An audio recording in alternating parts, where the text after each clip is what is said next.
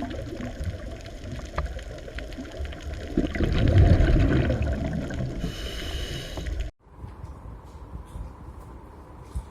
આપણે ગયા વખતે પ્રોટીનની ચર્ચા કરતા હતા એમાં આપણે એવી વાત કરી કે પ્રોટીનો શેના બનેલા હોય, તો કે પ્રોટીનનો એકમ છે એમિનો એસિડ.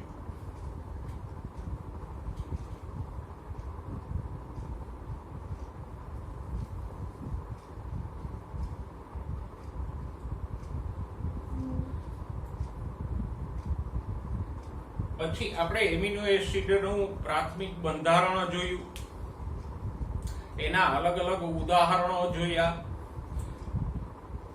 અને 20 પ્રકારના એમિનો એસિડ્સ હોય એની વાત કરી. એનાથી આગળ આપણે એ ચર્ચા કરી કે જુદા જુદા એમિનો એસિડ્સ પેપ્ટાઇડ બંધ દ્વારા પાણીનો અણુ ગુમાવીને જોડાય તો એવી શૃંખલાને કહેવાય પોલીપેપ્ટાઇડ શૃંખલા.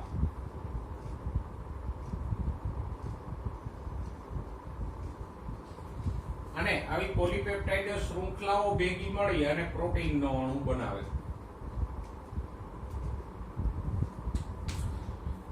તો આ ચર્ચા આપણે કરી ગયા અને મને લાગે છે આટલે સુધી તમને સમજાઈ ગયું હશે.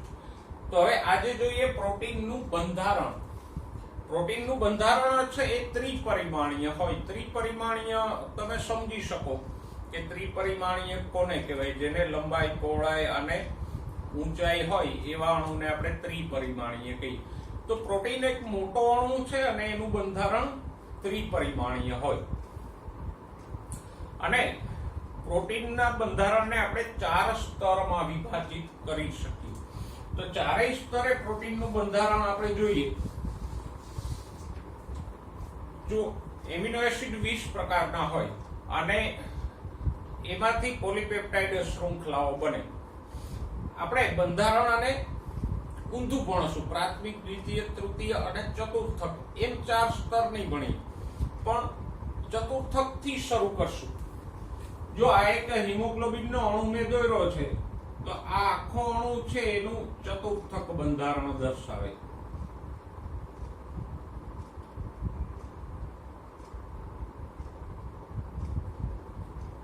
હિમોગ્લોબિન પણ એક પ્રોટીન જ છે. તો એના ઉદાહરણથી આપણે પ્રોટીનના બંધારણના 4 સ્તરો ભણીએ. તો ચતુર્થક બંધારણ કે ચતુર્થક રચના એટલે તો કે પ્રોટીનના અણુમાં કેટલી પોલીપેપ્ટાઇડ શૃંખલાઓ છે, કયા કયા પ્રકારની છે અને એની ગોઠવણી કેવી છે. એ ઉદાહરણ તરીકે જુઓ, હિમોગ્લોબિનના અણુમાં પોલીપેપ્ટાઇડ શૃંખલાઓની સંખ્યા કેટલી છે? 4.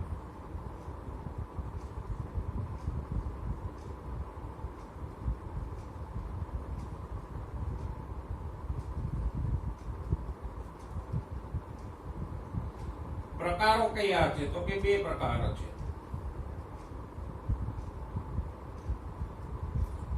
બે આલ્ફા શૃંખલા છે અને 2 બીટા પ્રકારની શૃંખલા છે.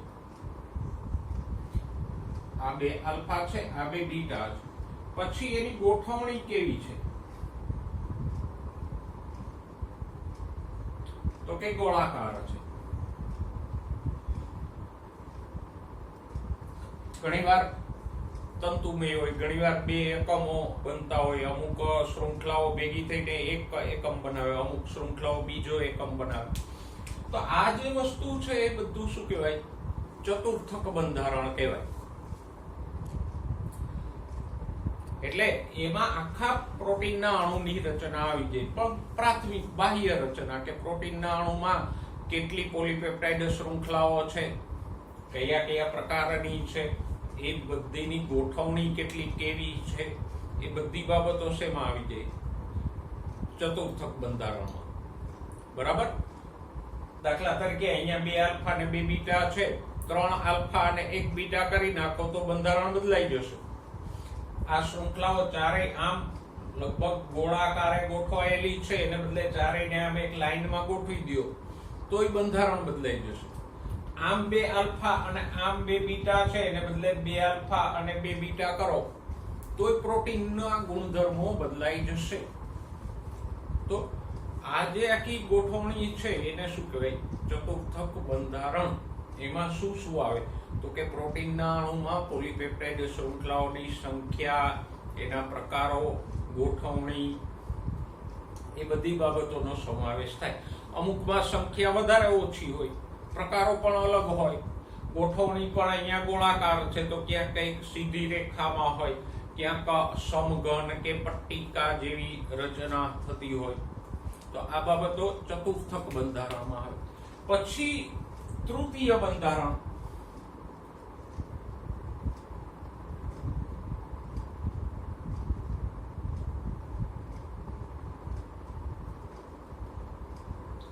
તૃતીય બંધારણમાં વ્યક્તિગત પોલીપેપ્ટાઇડ શૃંખલાનો અભ્યાસ કરવામાં આવે. જેમ કે અહીંયા આપણે એક પોલીપેપ્ટાઇડ લીધી છે તો એની વાત કરવામાં આવે કે દરેક શૃંખલા કેવી છે, દળાકાર છે, કુંતલાકાર છે, રેસામય છે. એ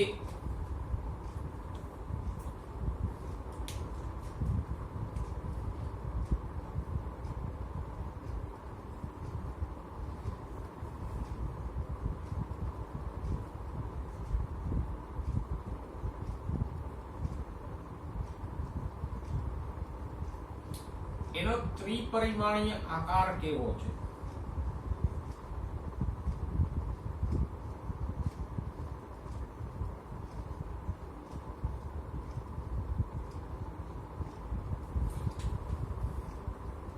અહીંયા જો એક ગૂંચળામય છે શૃંખલા, અને આ જે તૃતીય અને ચતુર્થ બંધારણને કારણે જે ત્રિપરિમાણીય આકારમાં બને છે એ ખાસ મહત્વનો છે. કારણ કે આ ત્રિપરિમાણીય આકારને કારણે જ ખાસ કરીને ઉત્સેચકોમાં એક સક્રિય સ્થાન બને કે જેની સાથે પ્રક્રિયક જોડાય. જો આ આકાર બદલાઈ જાય તો એનો પેલું સક્રિય સ્થાન છે એ પણ નષ્ટ થઈ જાય અને પછી એવો ઉત્સેચક કામ ન આપે. તો આમ તૃતીય બંધારણ અને ચતુર્થ બંધારણને કારણે પ્રોટીનનો ત્રિપરિમાણીય આકાર આવે અને ત્રિપરિમાણીય આકારને કારણે જ ઉત્સેચકોમાં સક્રિય સ્થાનનું નિર્માણ થાય કે જે સક્રિય સ્થાન સાથે પ્રક્રિયક જોડાય અને નિપજમાં ફેરવાય. તો આ આકારો પણ મહત્વના છે. આમાં કોઈ આકારમાં કે ગોઠવણીમાં કે પ્રકારમાં ફેરફાર થાય તો પ્રોટીનના ગુણધર્મો બદલાશે. તો તૃતીય બંધારણમાં દરેક પોલીપેપ્ટાઇડ શૃંખલાનો આકાર અહીંયા દડા જેવો છે, ગોળાકાર છે. એ ત્રિપરિમાણીય આકારનો અભ્યાસ થાય. ઓકે, પછી દ્વિતીય બંધારણની વાત કરીએ.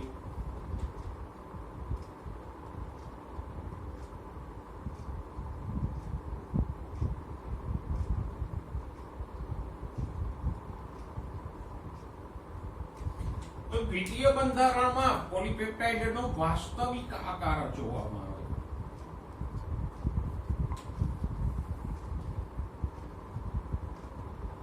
જો આ પોલીપેપ્ટાઇડ શૃંખલા છે પણ અંદર પાછો બીજો આકાર છે, આમ સ્પ્રિંગ જેવો.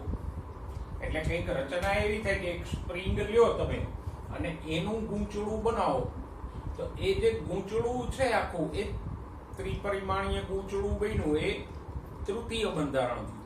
પણ સ્પ્રિંગનો જે વાસ્તવિક આકાર છે આમ કુંતલાકાર, એ શું થયું? દ્વિતીય બંધારણ. એટલે આવી કુંતલાકાર શૃંખલા આમ થઈ અને આવું ત્રિપરિમાણીય ગૂંચળું બનાવે.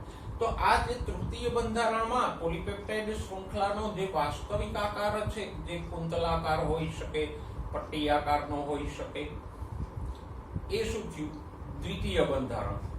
તો પોલીપેપ્ટાઇડ શૃંખલાનો આકાર પણ અહીંયા ત્રિપરિમાણીય આકાર નહીં થાય, આ દ્વિપરિમાણીય હશે. ત્રિપરિમાણીય આકાર તૃતીય બંધારણમાં આવે.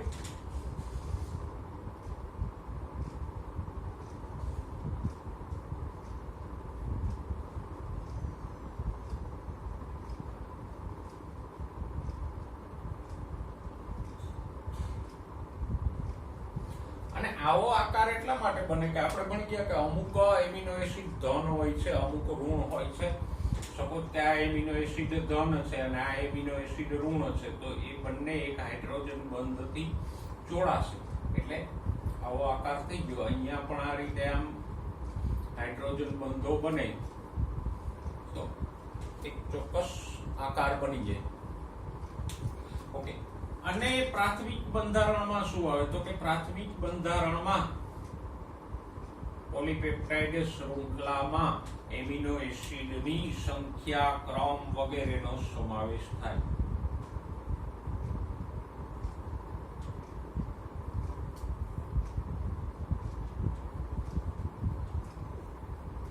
આ જે પોલીપેપ્ટાઇડ શૃંખલા આપણે લીધી છે તો એમાં એમિનો એસિડની સંખ્યા કેટલી છે,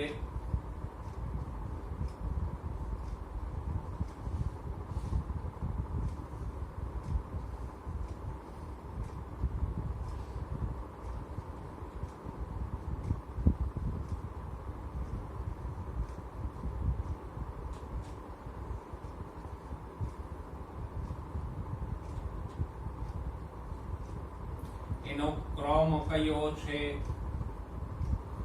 જેમ કે અહીંયા પેલો ગ્લુટામિક એસિડ છે, બીજો સેરીન છે, ત્રીજો સિસ્ટીન છે, વેલાઇન છે, એલેનિન છે. એ ક્રમ અને સંખ્યા એ મહત્વની છે. જો આમાં એકાદો એમિનો એસિડ વધઘટ થાય કે બદલાઈ જાય તો પ્રોટીનના ગુણધર્મો બદલાઈ જશે. સપોઝ કે આમાં 175 એમિનો એસિડ છે તો એમાં 174 થાય કે 176 થાય તોય પ્રોટીનના ગુણ બદલાઈ જશે. એકને બદલે બીજો એમિનો એસિડ આવી જશે તોય પ્રોટીનના ગુણધર્મો બદલાઈ જશે. ઉદાહરણ તરીકે હિમોગ્લોબિનની બીટા શૃંખલામાં અહીંથી આપણે ક્રમ આપીએ તો પહેલો, બીજો, ત્રીજો, ચોથો, પાંચમો અને છઠ્ઠા નંબરે જે ગ્લુટામિક એસિડ હોવો જોઈએ એને બદલે ત્યાં વેલાઇન આવી જાય. વેલાઇન નામનો એમિનો એસિડ, ખાલી એક જ એમિનો એસિડનો ફેરફાર થાય. હિમોગ્લોબિનની એક શૃંખલામાં 173 જેટલા એમિનો એસિડ હોય, એમાંથી ખાલી એક જ છઠ્ઠા નંબરે ગ્લુટામિક એસિડની જગ્યાએ વેલાઇન આવી જાય તો સિકલ સેલ એનેમિયા નામનો ભયંકર રોગ થાય. ખાલી એક જ એમિનો એસિડના ફેરફારથી.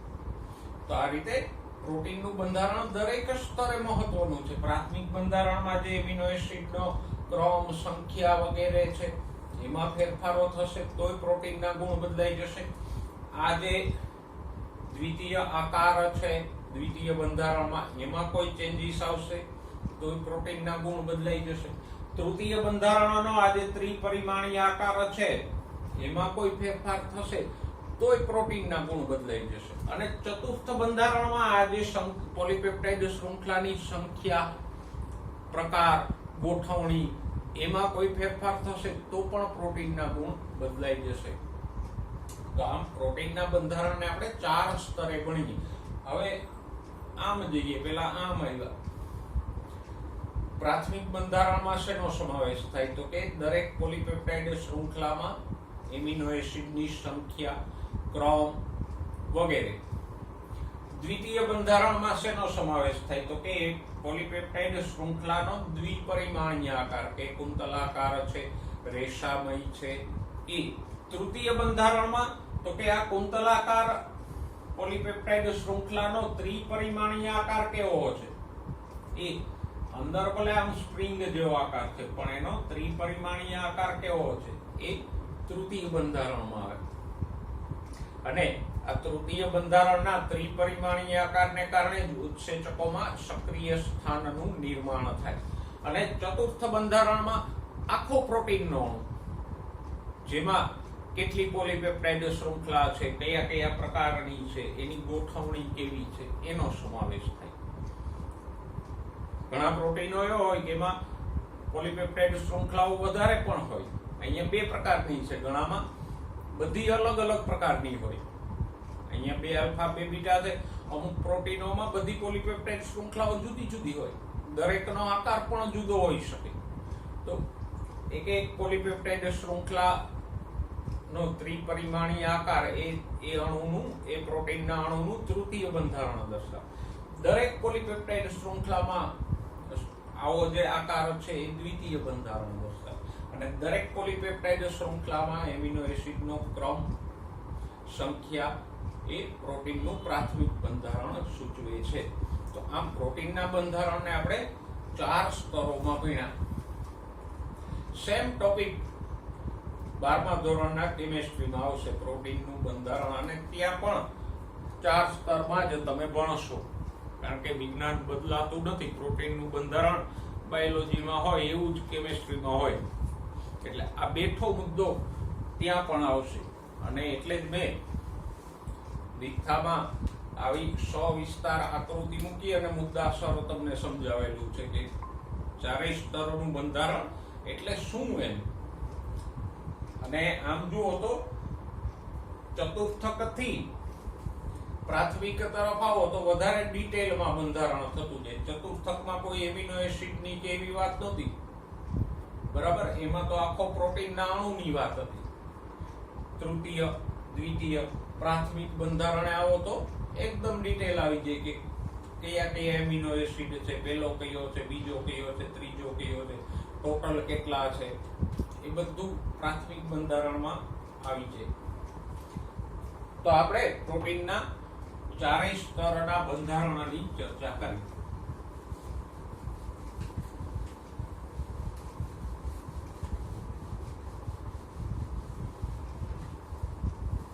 તેને અનુલક્ષીને તમને થોડાક પ્રોટીનના ઉદાહરણો આપ્યા છે, મહત્વના પ્રોટીનો.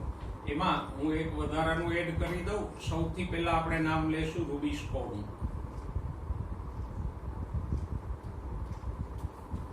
તો એ તો હવે આપણે જાણીએ છીએ કે પ્રકાશ સંશ્લેષણમાં ભાગ લેતો ઉત્સેચક છે, અને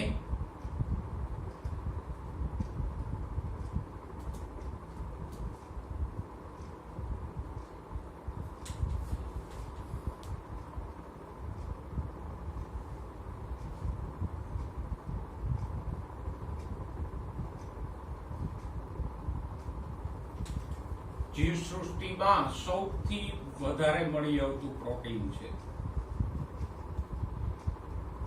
ભલે ઉત્સેચક છે, પણ ઉત્સેચકો મોટા ભાગે પ્રોટીનના જ બનેલા હોય.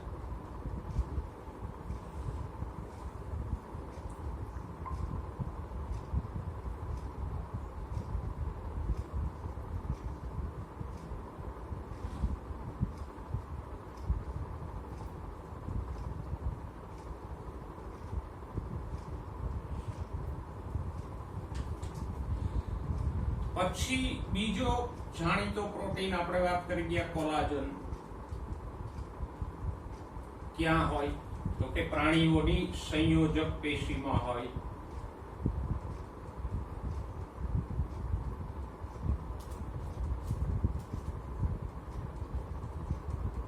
અને એ પ્રાણી સૃષ્ટિમાં મળી આવતું પ્રોટીન છે. પ્રાણી સૃષ્ટિમાં સૌથી વધારે મળી આવતું પ્રોટીન છે.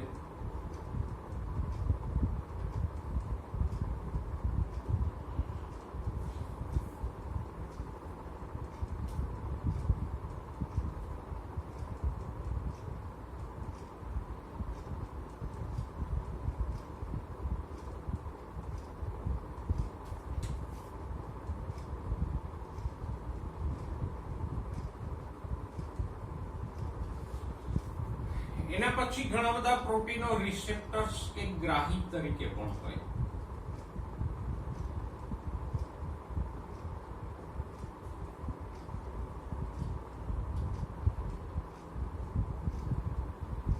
જે સામાન્યતઃ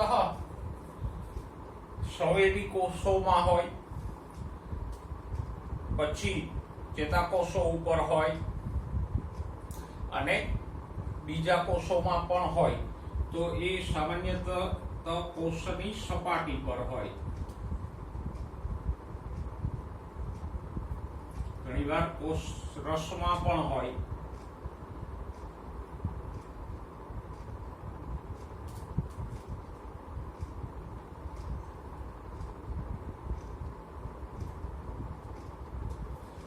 ક્યાં હોય તો કે ઘ્રાણ સંવેદી કોષો એટલે ગંધગ્રાહી કોષો, સ્વાદ સંવેદી કોષો, જીભમાં જે હોય એ, પછી અંતઃસ્ત્રાવના લક્ષ્ય કોષોમાં હોય.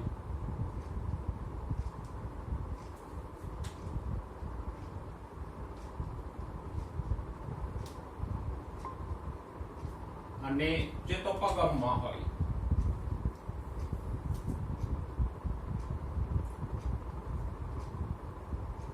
એટલે કે ચેતાક્ષના પટલમાં હોય.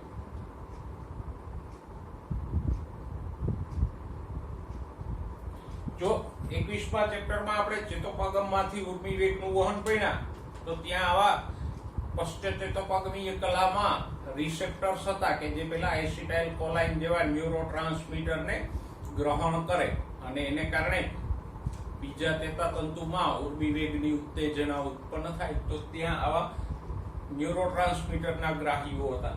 પછી 22મા ચેપ્ટરમાં આપણે છેલ્લે અંતઃસ્ત્રાવની ક્રિયાવિધિ ભણ્યા તો એમાં પણ પેપ્ટાઇડ અને સ્ટીરોઇડ અંતઃસ્ત્રાવના રિસેપ્ટર હતા કે જેની સાથે અંતઃસ્ત્રાવનો અણુ જોડાતો હતો.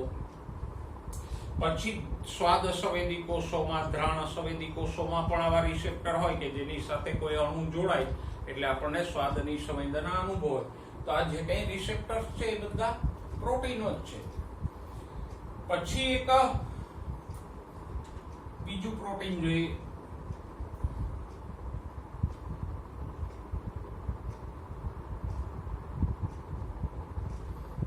GLUT4. GLU ગ્લુકોઝ સૂચવે.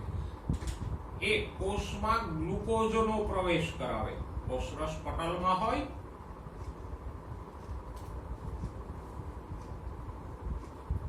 અને એ કોષમાં ગ્લુકોઝનું વહન કરાવે એટલે કે પ્રવેશ કરાવે. તો ગ્લુકોઝ જેવા દ્રવ્યો કે બીજા દ્રવ્યો પણ આમ પ્રોટીનો દ્વારા જ અંદર જાય. એવી જ રીતે કોઈ દવાઓ આપણે લઈએ તો જે કોષરસ પટલમાં રિસેપ્ટર્સ હોય એના દ્વારા જ દવાના અણુ પણ અંદર જાય. નેક્સ્ટ છે એન્ટીબોડી. એ તો આપણે જાણીએ છીએ રોગ પ્રતિકારકતામાં ઉપયોગી છે.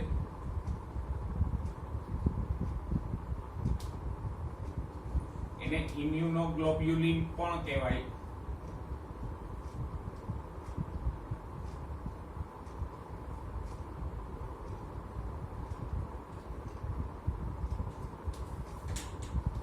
તો એ એન્ટીજન્સ એટલે રોગકારકો સામે લડે.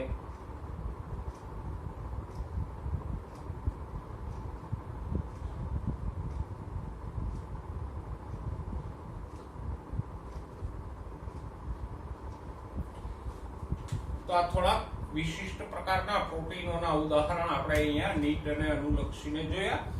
એમાંથી આ રિસેપ્ટર્સ ભણી ગયા, કોલાજન ભણી ગયા છીએ, રૂબિસ્કો ભણી ગયા. આ GLUT4 અને યાદ રાખજો અને એન્ટીબોડી છે આપણે 12મા ધોરણમાં ભણશું. પણ એક સાથે આપણે રાખ્યા હોય તો જલ્દીથી યાદ રહે. તો આપણે થોડાક પ્રોટીનના ઉદાહરણોની અહીંયા ચર્ચા કરી.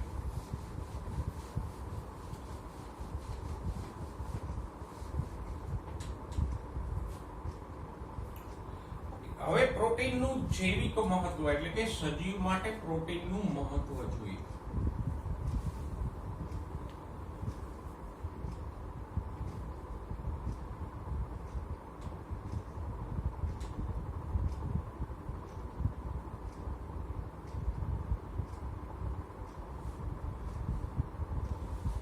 આમ જુઓ તો કાર્બોદિત, ચરબી, પ્રોટીન બધાનું સજીવ માટે મહત્વ છે.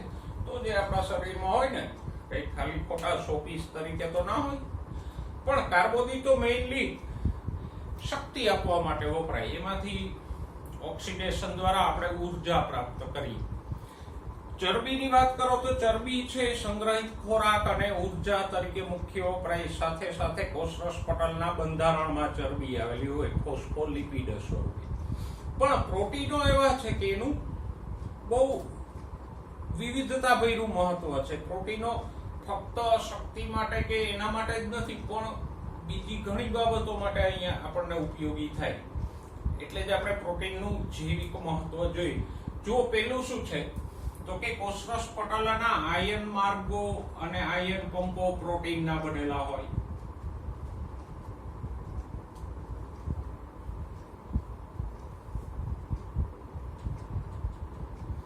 એ પણ આપણે ભણી ગયા. આ ચેપ્ટરમાં ભણ્યા, સોરી 8મા ચેપ્ટરમાં ભણ્યા અને 11મા ચેપ્ટરમાં પણ ભણ્યા. આયન માર્ગો ને આયન પંપો. આયન માર્ગો સાનુકૂલિત વહનમાં ભાગ લે અને આયન પંપો સક્રિય વહનમાં ભાગ લે.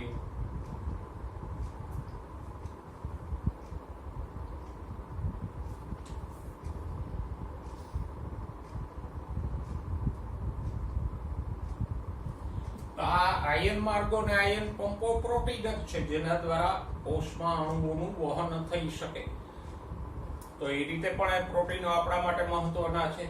પછી બધા ઉત્સેચકો પ્રોટીનના બનેલા છે.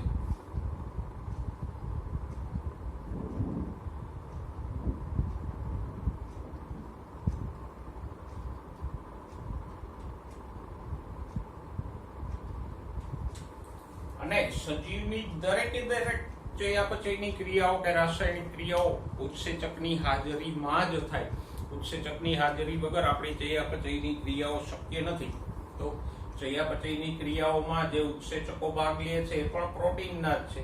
આ અપવાદ રૂપે થોડાક રિબોઝ આરએનએ ના બનેલા છે, એને આપણે રિબોઝાઇમ કહીશું, પણ એની વાત પછી. ઓકે, નેક્સ્ટ ઘણા બધા અંતઃસ્ત્રાવો જેમ કે સ્વાદુપિંડ, પિટ્યુટરી અને થાઇરોઇડના અંતઃસ્ત્રાવો પેપ્ટાઇડ એટલે પ્રોટીન છે. એ 22મા ચેપ્ટરમાં આપણે ભણ્યા.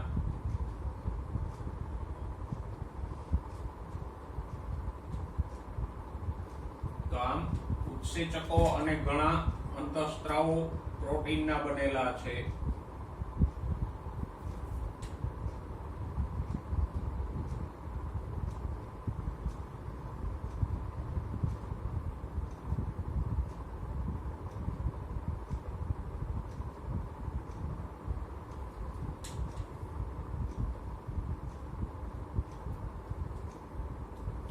આમ અંતઃસ્ત્રાવો તરીકે પણ પ્રોટીનો આપણા માટે ઘણા મહત્વના છે. એના પછી 20મા ચેપ્ટરમાં કંકાલ સ્નાયુની રચનામાં આપણને આપેલ છે કે કંકાલ સ્નાયુઓમાં જે એક્ટિન અને માયોસિન પ્રોટીન હોય એ મહત્વના છે. એ સિવાય જે ટ્રોપોનિન, ટ્રોપોમાયોસિન જેવા પ્રોટીનો હોય એ પણ આપણા માટે મહત્વના છે હલનચલન અને પ્રચલનમાં.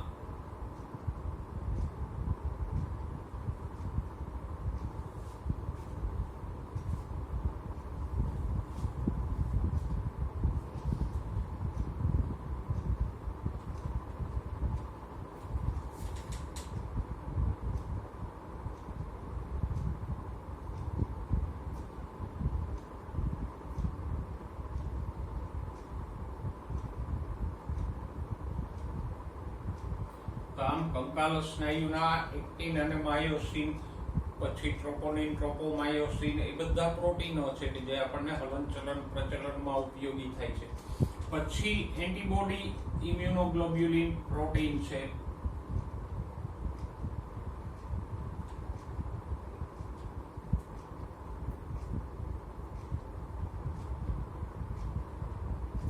જે રોગ પ્રતિકારકતામાં ઉપયોગી છે.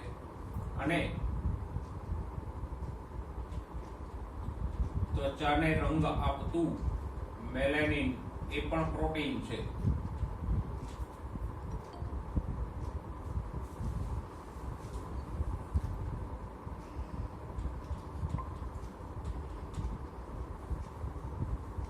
તો આમ પ્રોટીનો ઉર્જા માટે ઓછા વપરાય, એવું શરીરમાં ઓછું થાય કે પ્રોટીનનું દહન કરી ઓક્સિડેશન કરીને કોષ ઉર્જા મેળવે. કારણ કે પ્રોટીનો બીજી બધી રીતે ઘણી રીતે ઉપયોગી છે, જેમ કે કોષમાં અણુઓના વહન માટે, પછી જૈવ રાસાયણિક ક્રિયાઓમાં ઉત્સેચક તરીકે, પછી અંતઃસ્ત્રાવો તરીકે, હલનચલન અને પ્રચલનમાં, રોગ પ્રતિકારકતામાં, ત્વચા, વાળ વગેરેને રંગ આપવા માટે. આમ પ્રોટીનો વિવિધ રીતે આપણને ઉપયોગી છે. એટલે મેં હમણાં કીધું ને કે કાર્બોદિત કે ચરબીનું મુખ્ય મહત્વ એ છે કે એમાં એનું ઓક્સિડેશન થઈને ઉર્જા મળે, પણ પ્રોટીનો તો ઘણી બધી વિવિધ રીતે ઉપયોગી છે. અને એટલે શરીર માટે પ્રોટીનો છે એ અતિશય આવશ્યક છે. તો આમ આપણે અહીંયા પ્રોટીનની ચર્ચા પૂરી કરી. હવે ચોથો અણુ જોઈએ. આપણે અત્યાર સુધીમાં કાર્બોદિત, ચરબી અને પ્રોટીનની વાત કરી ગયા. હવે ચોથો અણુ ન્યુક્લિક એસિડની વાત કરીએ. આમ તો ન્યુક્લિક એસિડ શબ્દનો અર્થ શું થાય? તો કે ન્યુક્લિયસ એટલે કોષ કેન્દ્ર, અને કોષ કેન્દ્રમાં આવેલા એસિડિક પદાર્થો એટલે ન્યુક્લિક એસિડ. ન્યુક્લિયસમાં રહેલા એસિડ એટલે ન્યુક્લિક એસિડ. પણ સરળ રીતે આપણે યાદ રાખીએ તો ન્યુક્લિક એસિડમાં કોનો સમાવેશ થાય? તો કે ન્યુક્લિક એસિડ બે છે, ડીએનએ અને આરએનએ બંને ન્યુક્લિક એસિડ છે. બરાબર યાદ રાખજો. ન્યુક્લિક એસિડ્સ એટલે તો કે ડીએનએ અને RNA. Deoxy ribose nucleic acid અને રિબોઝ ન્યુક્લિક એસિડ. જુઓ, બેના નામમાં જ છે ન્યુક્લિક એસિડ. ડીએનએ એટલે deoxy ribose nucleic acid, RNA એટલે રિબોઝ ન્યુક્લિક એસિડ. તો ન્યુક્લિક એસિડ્સ મીન્સ ડીએનએ અને આરએનએ. પહેલા એનું બંધારણ જોઈએ આપણે.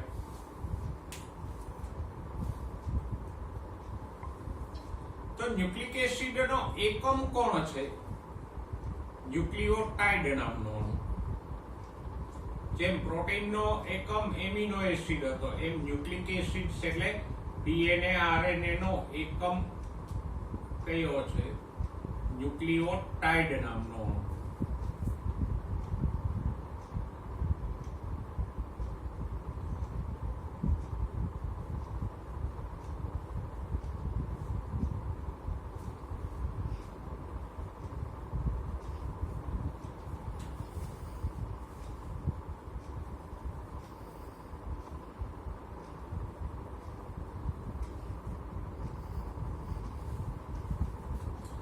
અને જેમ પ્રોટીનમાં ઘણા બધા એમિનો એસિડ જોડાતા હતા, એમ અહીંયા ઘણા બધા ન્યુક્લિયોટાઇડ જોડાઈ જશે શૃંખલામાં. તો આમ પ્રોટીન એમિનો એસિડનો પોલિમર હતો, એમ ન્યુક્લિક એસિડ છે ન્યુક્લિયોટાઇડનો પોલિમર છે. કારણ કે ત્યાં ઘણા બધા એમિનો એસિડ એક શૃંખલામાં જોડાતા હતા, અહીંયા ઘણા બધા ન્યુક્લિયોટાઇડ જોડાશે. તો ન્યુક્લિક એસિડ્સ એટલે ડીએનએ આરએનએ નો એકમ કોણ છે? ન્યુક્લિયોટાઇડ નામનો અણુ છે. તો જેમ પ્રોટીનમાં આપણે પહેલા એમિનો એસિડની રચના ભણ્યા, એમ અહીંયા આપણે પહેલા ન્યુક્લિયોટાઇડની રચના ભણવી જોઈએ કે નહીં? કારણ કે ન્યુક્લિયોટાઇડ છે એ જ ન્યુક્લિક એસિડનો એકમ છે. તો ભણીએ ન્યુક્લિયોટાઇડની રચના.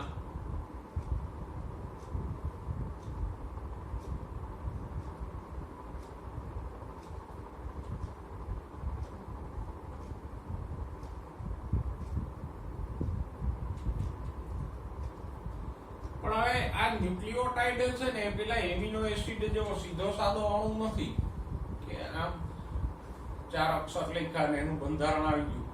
ન્યુક્લિયોટાઇડ છે થોડોક વાયડો અણુ છે. વાયડો એટલે છે કે એના બંધારણમાં પાછા 3 અણુઓ હોય.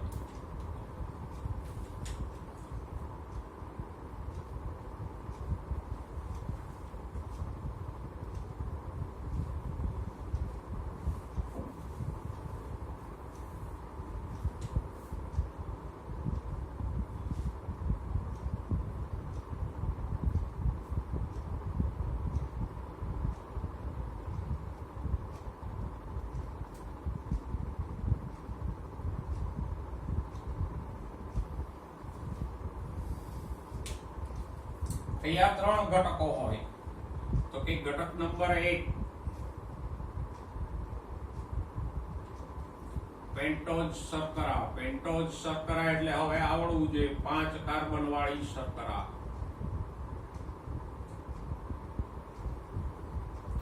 પછી ઘટક નંબર 2 નાઇટ્રોજન બેઝ. એ નાઇટ્રોજન યુક્ત ચક્રીય અણુઓ છે.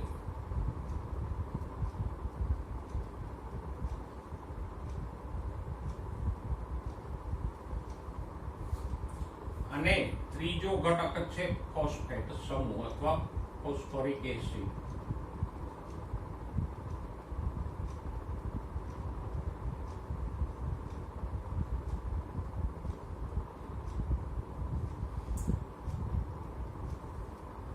તો આમ ન્યુક્લિક એસિડ નો એકમ ન્યુક્લિઓટાઇડ છે. ન્યુક્લિઓટાઇડમાં પાછા 3 ઘટકો છે. હજી વાત અહીંયા પૂરી નથી થતી. આમાંય પાછા પ્રકારો પેટા પ્રકારો આવશે. એટલે ન્યુક્લિઓટાઇડની રચના છે એ જે થોડી જટિલ થઈ જાય અને એને કારણે જ વિદ્યાર્થીઓને મુશ્કેલી પડતી હોય. પણ આ બધા સ્પેર પાર્ટ પેન્ટોઝ શર્કરા, નાઇટ્રોજન બેઝ, ફોસ્ફેટ સમૂહ અને એના પ્રકારોને યાદ રાખી ગયો તો આગળની રચના પછી સહેલી છે. પણ આ પ્રકારો પેટા પ્રકારો જો તમને યાદ ન રહે ને ન્યુક્લિઓટાઇડની રચના કેવી હોય એ જ ન સમજો તો આગળ મુશ્કેલીઓ થશે. જોઈએ પહેલું પેન્ટોઝ શર્કરાની વાત કરીએ તો પેન્ટોઝ શર્કરા એટલે આપણે જાણીએ છીએ 5 કાર્બન વાળી શર્કરા. પણ ન્યુક્લિક એસિડમાં પેન્ટોઝ શર્કરા હોય 2 પ્રકારની હોય. એક હોય રિબોઝ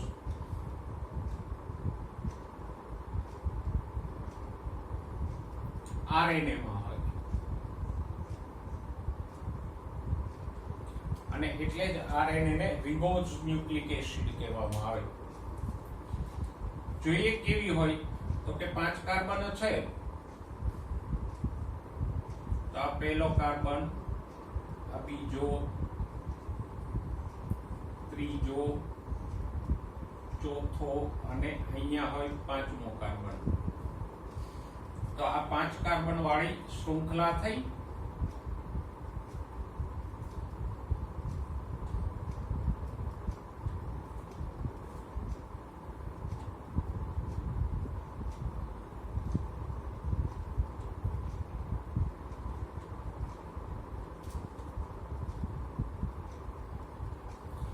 આ થઈ રિબોઝ શૃંખલા અને RNA માં રિબોઝ શૃંખલા હોય એટલે તો એને રિબોઝ ન્યુક્લિક એસિડ કહેવાય.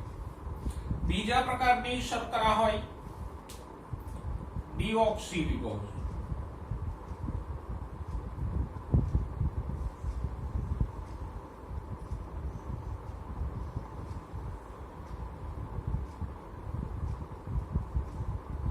એ DNA માં હોય. જો બે ભેગી ના હોય એક જ અણુમાં રિબોઝ ને ડીઓક્સી રિબોઝ ન હોય. RNA ના ન્યુક્લિઓટાઇડમાં રિબોઝ શર્કરા હોય, DNA ના ન્યુક્લિઓટાઇડમાં ડીઓક્સી રિબોઝ હોય. એટલે તો DNA ને ડીઓક્સી રિબોઝ ન્યુક્લિક એસિડ કહીએ, RNA ને રિબોઝ ન્યુક્લિક એસિડ કહીએ. જોઈએ આની રચના પણ મળતી જ છે. એ પણ પેન્ટોઝ એટલે 5 કાર્બન વાળી જ છે.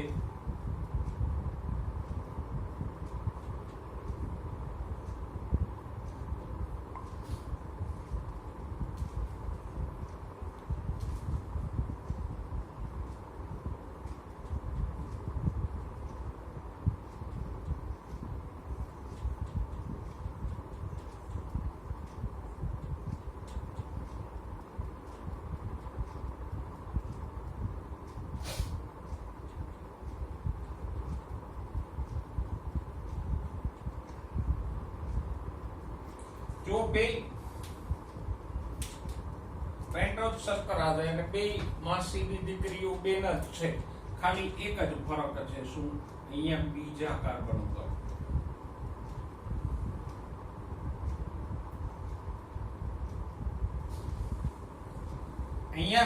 કાર્બન ઉપર ઓક્સિજન નથી, ખાલી હાઇડ્રોજન જ છે અને માટે જ આને શું કહેવાય? ડીઓક્સી. ડીઓક્સી મીન્સ ઓક્સિજન દૂર થઈ ગયો હોય એવું. અહીંયા બીજા કાર્બન ઉપરથી ઓક્સિજન દૂર થાય છે માટે આને શું કીધું? Deoxy ribose. જો શર્કરાના બીજા કાર્બન ઉપર ઓક્સિજન હોય તો રિબોઝ, ના હોય તો ડીઓક્સી રિબોઝ. રિબોઝ RNA માં હોય, ડીઓક્સી રિબોઝ DNA માં હોય. તો આપણે ન્યુક્લિઓટાઇડ નો પહેલો ઘટક સમજ્યા. પછી બીજો ઘટક લઈએ નાઇટ્રોજન બેઝિસ. એ નાઇટ્રોજન યુક્ત ચક્રીય અણુઓ છે અને એના પણ પાછા બે પ્રકારો છે. પહેલો પ્રકાર છે પ્યુરિન. પ્યુરિન કોને કહેવાય? તો કે એના બંધારણમાં 2 ચક્ર આવેલા હોય, 2 રિંગ હોય.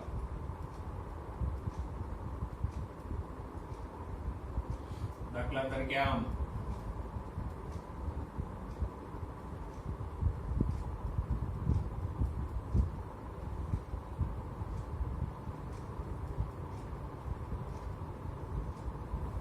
તો આ રીતે એના બંધારણમાં આવા બે ચક્રો હોય, સાથે સાથે નાઇટ્રોજન પણ આવેલો હોય. અને પ્યુરિન પ્રકારના નાઇટ્રોજન બેઝિસ કયા છે? તો કે એડિનિન,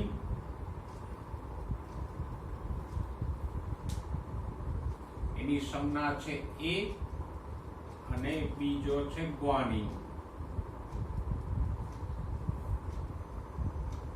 એની સંજ્ઞા છે G.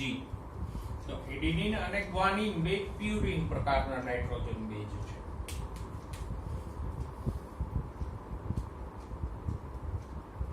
બીજો નાઇટ્રોજન બેઝનો પ્રકાર છે પિરિમિડિન.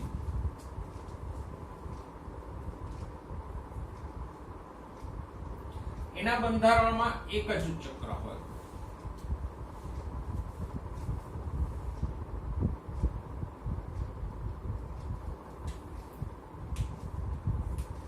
આમ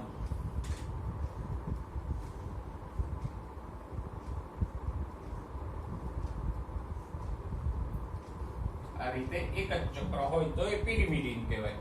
પિરિમિડિન પ્રકારના નાઇટ્રોજન બેઝ કયા છે? તો કે સાઇટોસિન,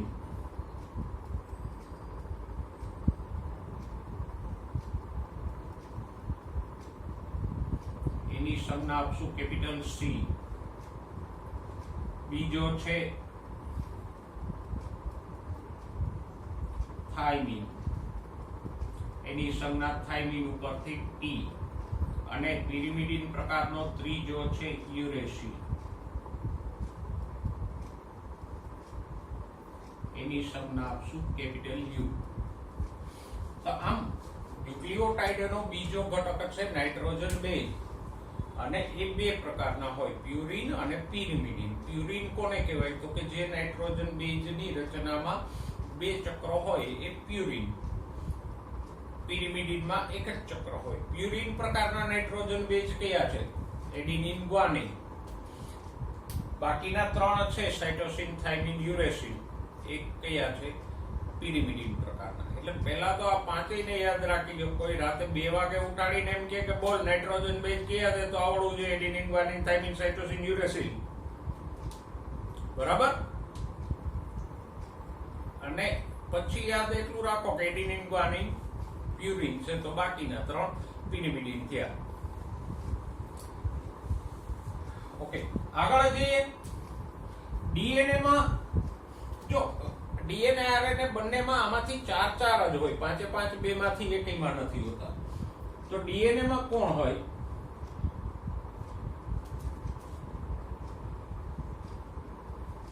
તો કે ડીએનએ માં એડિનિન અને થાઇમિન, ગ્વાનિન અને સાઇટોસિન હોય, ATGC. ડીએનએ માં કોણ હોય? ATGC. અને જોડી આમ જ બનશે, એડિનિન સામે થાઇમિન આવશે, ગ્વાનિન અને સાઇટોસિન જોડાશે. આરએનએ માં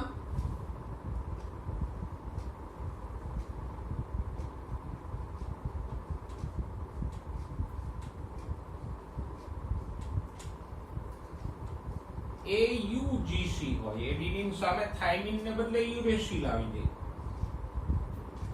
ગ્વાનિન સાઇટોસિન ની દોસ્તી તો એવી ને એવી જ રહેશે, એ નહીં બદલાય. વચ્ચે મેં બંધો બતાવ્યા છે, AT અને AU બે હાઇડ્રોજન બંધથી જોડાય તો બે લીટી કરી દે. ગ્વાનિન સાઇટોસિન 3 હાઇડ્રોજન બંધથી જોડાશે તો 3 લીટી કરી છે.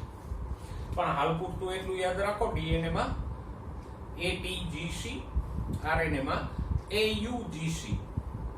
તો આનો અર્થ એ થયો કે ડીએનએ માં યુરેસિલ નથી હોતો.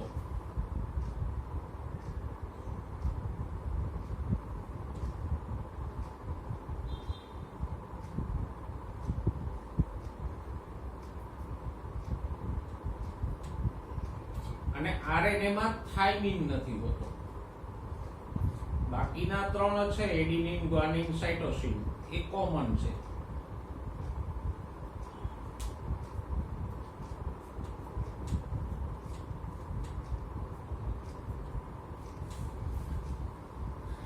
બરાબર? હવે એમ પૂછે કે આપેલ પૈકી કયો નાઇટ્રોજન બેઝ બંને ન્યુક્લિક એસિડમાં સામાન્ય છે? આપેલ પૈકી કયો નાઇટ્રોજન બેઝ બંને ન્યુક્લિક એસિડમાં સામાન્ય છે? ઓપ્શન એ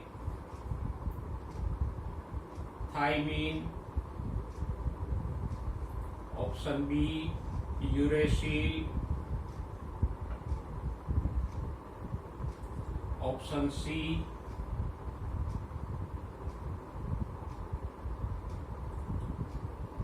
સાઇટોસિન અને ઓપ્શન ડી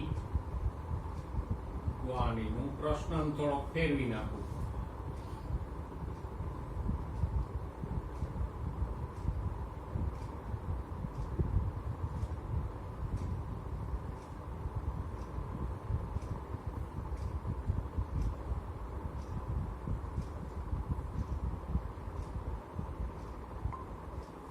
આપેલ પૈકી કયો પિરિમિડિન બંને ન્યુક્લિક એસિડમાં સામાન્ય છે?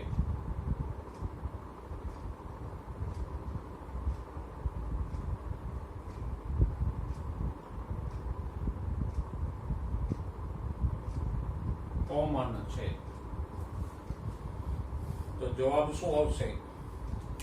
આપેલ પૈકી કયો પિરિમિડિન, જો કોમન તો આ બે છે, સાઇટોસિન ગ્વાનિન, પણ તમને માંગ્યો છે કયો? પિરિમિડિન. ગ્વાનિન છે તો પ્યુરિન છે. બરાબર. તો આવા સામાન્ય પ્રશ્નો ઘણીવાર આપણને મૂંઝવી દે જો આપણે થોડુંક સમજીને યાદ ના રાખ્યું હોય અને પોપટની જેમ ગોઈખું હોય, પેલા ચતુર્રામાલિંગમની જેમ રટ્ટા મારો તો મુશ્કેલી થાય. ઓકે, તો આ ન્યુક્લિયોટાઇડના બે ઘટકો પેન્ટોઝ શર્કરા અને નાઇટ્રોજન બેઝ ના પ્રકારો, પેટા પ્રકારોની આપણે વાત કરી.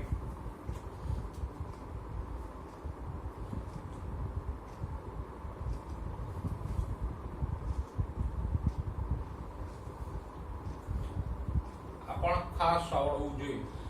હવે ફોસ્ફેટ સમૂહની વાત કરીએ તો એમાં સારું છે એ PO4 3- હોય અથવા તો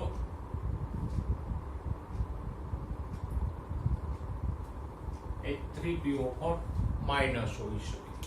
બરાબર. એ સિમ્પલ છે, એમાં કોઈ પ્રકાર કે પેટા પ્રકાર કે એવું કઈ છે નહીં.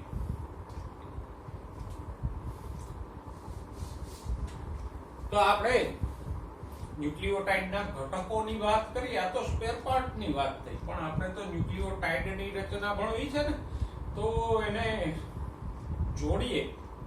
આ બધા જોડાશે ત્રણે ત્રણ, ત્યારે ન્યુક્લિયોટાઇડ બનશે. જો કેમ બને?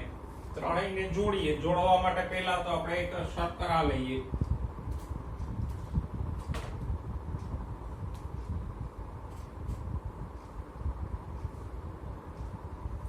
કોઈ પણ લ્યો અત્યારે સમજવા માટે, રિબોઝ લ્યો કે ડીઓક્સી રિબોઝ લ્યો.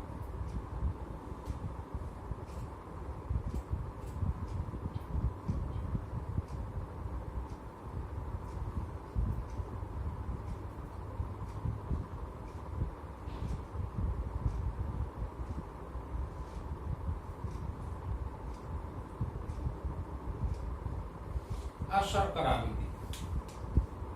તો શર્કરાના પહેલા કાર્બન સાથે નાઇટ્રોજન બેઝ જોડાય.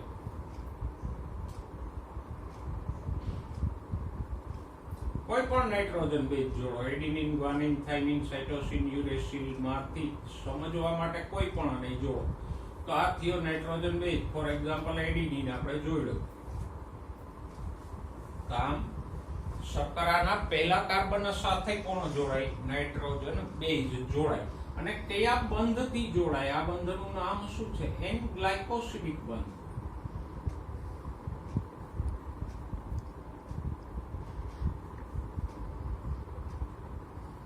અઘરું નથી, યાદ રાખવું. જો તમને આવડતું હોય કે કાર્બોદિતોમાં કયા બંધ બને, તો કે ગ્લાયકોસિડિક બંધ બનતા હતા, પોલીસેકેરાઇડ, ડાયસેકેરાઇડ બા. તો અહીંયા એક શર્કરા છે એટલે ગ્લાયકોસિડિક બંધ, અને સામે બીજો અહીંયા નાઇટ્રોજન છે તો એન ગ્લાયકોસિડિક બંધ, નાઇટ્રોજન ગ્લાયકોસિડિક બંધ.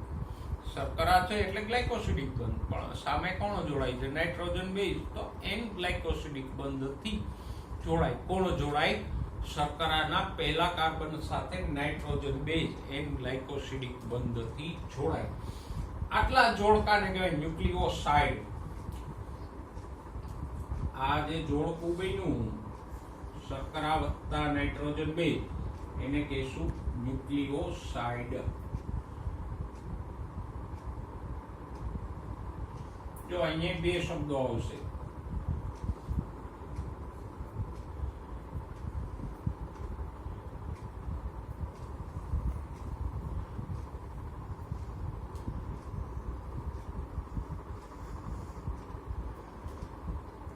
ઓકે, પણ તો આ ફોસ્ફેટ નું શું કામ? આ બે ઘટકો તો આપણે જોઈડા, ત્રીજો કંઈક કામનો હશે ને. તો ફોસ્ફેટ છે શર્કરાના 5મા કાર્બન સાથે જોડાય.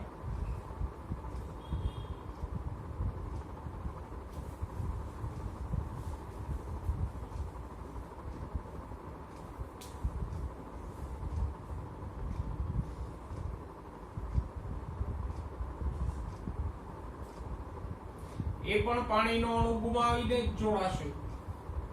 અને આ બંધનું નામ આપશું આપણે એસ્ટર બંધ, સોરી ફોસ્ફો એસ્ટર બંધ. કારણ કે અહીંયા જો આમ થશે COOP, તો COOP એટલે શું થયું? એસ્ટર થયો ને.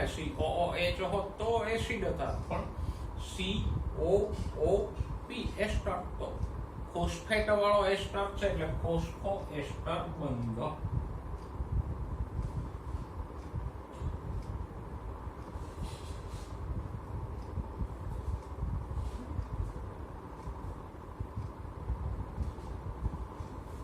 ઓકે, તો શર્કરાના પહેલા કાર્બન ન્યુક્લિયોટાઇડ કેમ બને? તો કે શર્કરાના પહેલા કાર્બન સાથે નાઇટ્રોજન બેઝ જોડાય. કયા બંધથી જોડાય? એન ગ્લાયકોસિડિક બંધથી, બરાબર. અને શર્કરાના 5મા કાર્બન સાથે ફોસ્ફેટ જોડાય. કયા બંધથી જોડાય?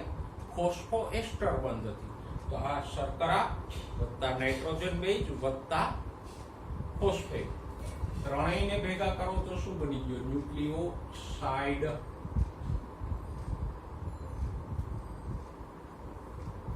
જો બે જ ઘટકો હોય શર્કરા અને નાઇટ્રોજન બેઝ તો ન્યુક્લિયોસાઇડ, અને ત્રણે ત્રણ જોડાય તો ન્યુક્લિયોટાઇડ.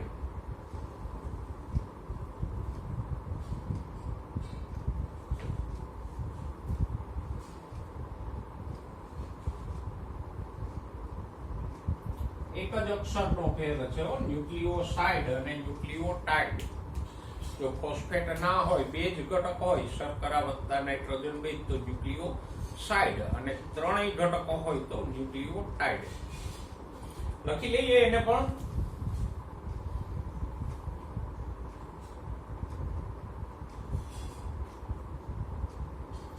શર્કરા વત્તા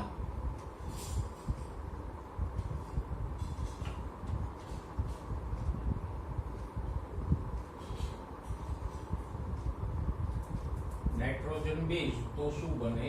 ન્યુક્લિયોસાઇડ.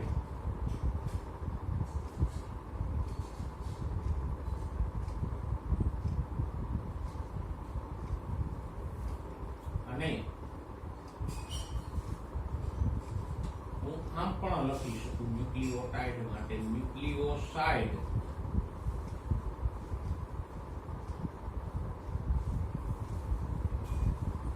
વત્તા ફોસ્ફેટ.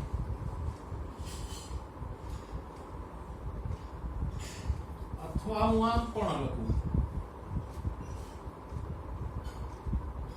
શર્કરા વત્તા નાઇટ્રોજન બેઝ વત્તા ફોસ્ફેટ. વાત તો એક જ થઈ ને.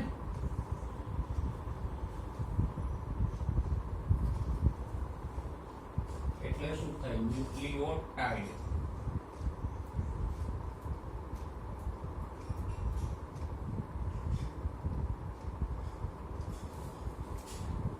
તો તો આ થઈ ન્યુક્લિયોટાઇડની રચના. પણ ન્યુક્લિયોટાઇડની રચના પહેલા આ ઘટકોને બરાબર યાદ રાખજો. અને આટલે પૂરું નહીં થાય, હજી તો જુઓ કેટલા પ્રકારના ન્યુક્લિયોટાઇડ બને. તો કે આટલા જુઓ, આ પહેલા એક રિબોઝ શર્કરા લ્યો, એની સાથે એડિનિન જોડો એટલે એક, રિબોઝ શર્કરા સાથે ગ્વાનિન જોડો તો બીજો ન્યુક્લિયોટાઇડ બનશે, રિબોઝ શર્કરા સાથે સાઇટોનિન જોડો તો ત્રીજો બનશે, અને રિબોઝ સાથે થાઇમિન જોડો તો ચોથો ન્યુક્લિયોટાઇડ બનશે, રિબોઝ શર્કરા સાથે અહીંયા યુરેસિલ જોડો તો પાંચમો ન્યુક્લિયોટાઇડ બનશે. પાંચમીના ડીઓક્સીરિબોઝ લ્યો, એમાં પહેલા કાર્બન સાથે એડિનિન જોડો તો છઠ્ઠો, અહીંયા ગ્વાનિન જોડો તો સાતમો. તો 5 રિબોઝ શર્કરા વાળા, 5 ડીઓક્સીરિબોઝ શર્કરા વાળા ટોટલ 10 ન્યુક્લિયોટાઇડ બની શકે. પણ એ બધું પછી પહેલા આટલા ઘટકોને બરાબર યાદ રાખી લો, કારણ કે 12મા ધોરણમાં 24 પાનાનું ચેપ્ટર આવશે આનુવાંશિકતાનો આણ્વીય આધાર, એટલે ડીએનએ. પ્યોરલી ડીએનએ આધારિત ચેપ્ટર છે. એટલે હવે જો ડીએનએ ની રચના જ ન આવડે તો બધું 24 પાના ધોળા થઈ જાય, પછી કેવો સાહેબ હરખું નથી ભણાવતા. એટલે આને બરાબર યાદ રાખી લેજો. અને હા, એ 24 પાના તો જુદા, બીજા 8 પાના બાયોટેકનોલોજી ના આવશે, એ ડીએનએ આધારિત જ છે.